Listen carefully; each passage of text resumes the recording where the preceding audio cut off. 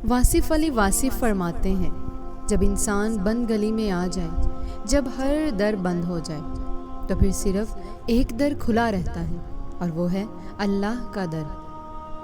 انسان اکثر لوگوں کے در پر جاتا ہے، در در مانگتا ہے، سہارے ڈھونڈتا ہے، لیکن حقیقت یہ ہے کہ سارے سہارے فانی ہیں، اور جو باقی ہیں وہ صرف اللہ ہے۔ دل سے اللہ کو یاد کرو اور مانگو، نہ کسی خاص کلمے کی قید، نہ کسی گنتی کی پابندی، بس دل سے، خلوص سے، خاموشی سے۔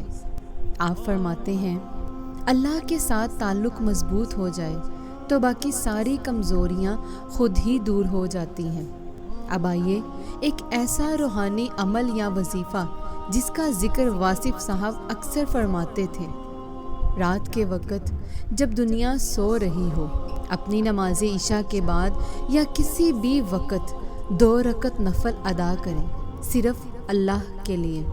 پھر سجدے میں جا کر کوئی لمبی دعا نہ کریں، بس اتنا کہہ دیں، یا اللہ مجھے اپنا بنا لے، میں تھک گیا ہوں دنیا کے دھکوں سے، مجھے اپنے قریب کر لے، میرے دل کو اپنے ذکر سے روشن کر دے۔ یہ الفاظ چاہے آپ کے دل سے نکلیں یا زبان سے، اللہ دل کی کیفیت دیکھتا ہے، الفاظ کی چمک نہیں۔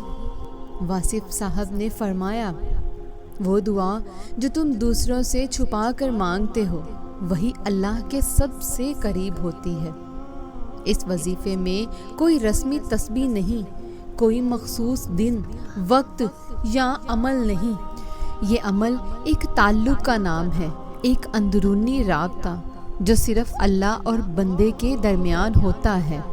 روزانہ یہ عمل کریں، دنیا کی دعائیں پوری ہوں یا نہ ہوں، دل کو سکون ضرور ملے گا، کیونکہ واصف صاحب کہتے ہیں، دعا جب سنی جاتی ہے تو مسئلہ حل ہوتا ہے، اور جب فوری نہیں سنی جاتی تو صبر عطا ہوتا ہے، اور صبر سب سے بڑی نعمت ہے۔ جب آپ دل سے مانگتے ہیں تو آپ کے مانگنے کا انداز خود بدل جاتا ہے۔ پھر وہ مانگنا صرف دنیا کے لیے نہیں ہوتا، پھر وہ مانگنا اللہ کی رضا کے لیے ہوتا ہے۔ واصف صاحب کے الفاظ میں سچی دعا وہ ہے جس میں بندہ صرف اپنا مسئلہ بیان نہیں کرتا بلکہ اللہ سے اپنا تعلق مانگتا ہے۔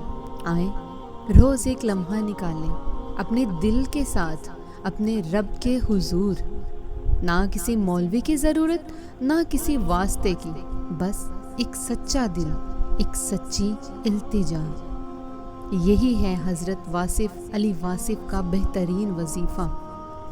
آخر میں بس ایک بات یاد رکھیں، کسی سے نہ مانگو، اللہ سے مانگو۔ جب مانگو تو سب کچھ مانگو، اور جب مانگو تو صرف اسی سے مانگو۔